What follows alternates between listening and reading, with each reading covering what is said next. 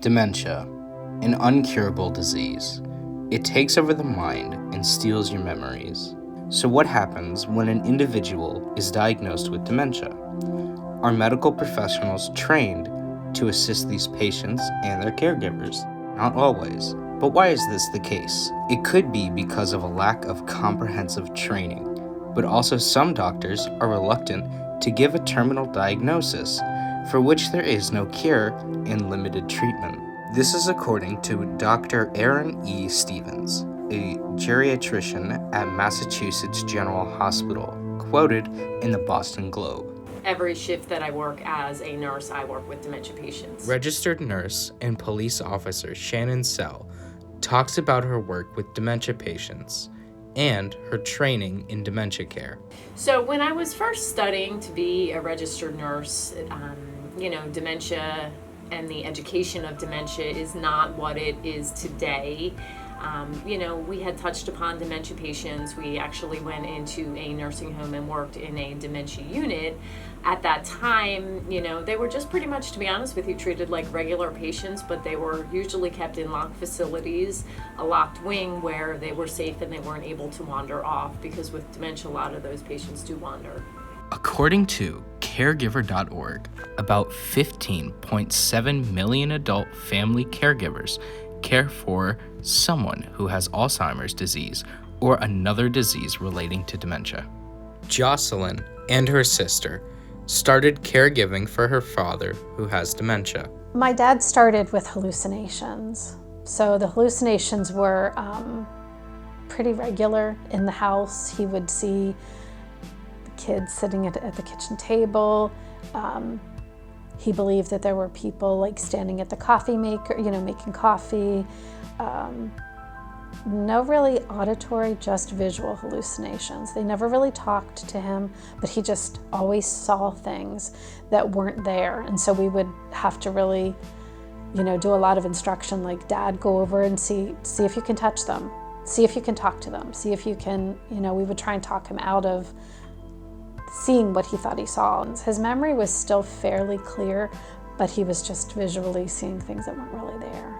We thought it would happen very gradually, that he would progress, and it happened that he was doing well, and then he started really making bad decisions, really reckless decisions, and we had to make an immediate decision where he went to stay with my sister, and then he would stay there for a while, but she still taught full-time, and she still had a son who was in high school. I think he was driving at the time, but maybe not.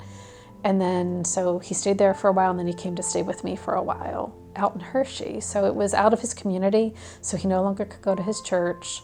He lost touch with some of the people that were his support system. So it happened on an emergency basis that he came to live with us. Jocelyn didn't have many resources to help her father during his time of need.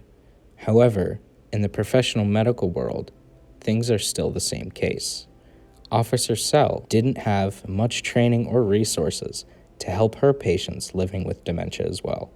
Really, to be honest with you, through my nursing, originally there was not very much out there. Like I said, it was your block of time that you learned about dementia patients. You went out, you took care of dementia patients.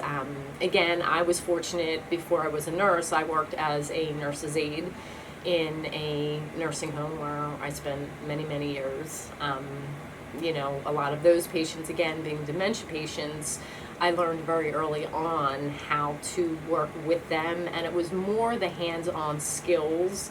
I mean, you can read a textbook, what they say dementia is this, and it's your cookie cutter,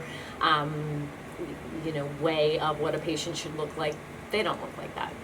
They don't. Everybody's unique. Again, everybody's different.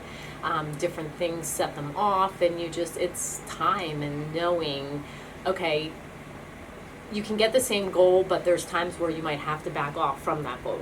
I wish I would have had more references, but again, through obviously many years of nursing, we've come so far, and it's like that with any disease process. I wish there would have been more references and resources and things we could have used, but I don't know how much of that information was readily available at that time versus where we are now. I mean, all kinds of research and studies and so forth have gone so far, even as far as people donating their organs.